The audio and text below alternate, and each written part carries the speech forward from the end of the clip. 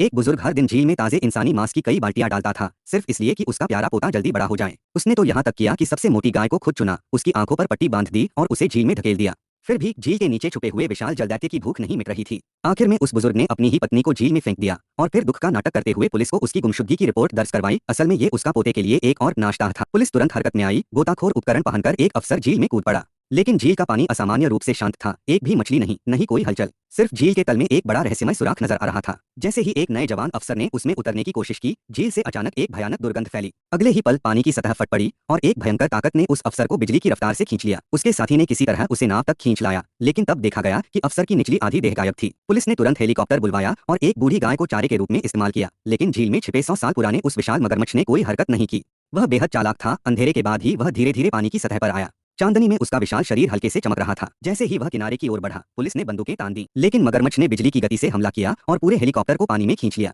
सौभाग्य से पायलट बच गया और ताबड़तोड़ गोलियों की मदद से बाहर निकल आया। विशेषज्ञों को बुलाया गया। उन्होंने मगरमच्छ की चालाकी को देखकर अंदाजा लगाया कि यह कोई साधारण जीव नहीं, बल्कि बेहद बुद्धिमान है। वे खुद झील के अंदर उतरे, पर सिर्फ जानवरों की हड्डियां मिली। जैसे ही लोग लौटने लगे, वह मगरमच्छ अचानक हमला करता है और एक पुलिसकर्मी का सिर चबा जाता है। सभी घबराकर तितर-बितर हो गए, लेकिन खतरा खत्म नहीं हुआ था। अगले ही पल जंगल से एक विशाल नरभक्षी भालू झील की ओर दौड़ता आया, जिससे लोग इधर-उधर भागने लगे। तभी झील से मगरमच्छ उछल पड़ा और बस हल्के से मुंह खोलकर ही भालू को खींचकर पानी में ले गया। यह दृश्य सबको स्तब्ध कर गया।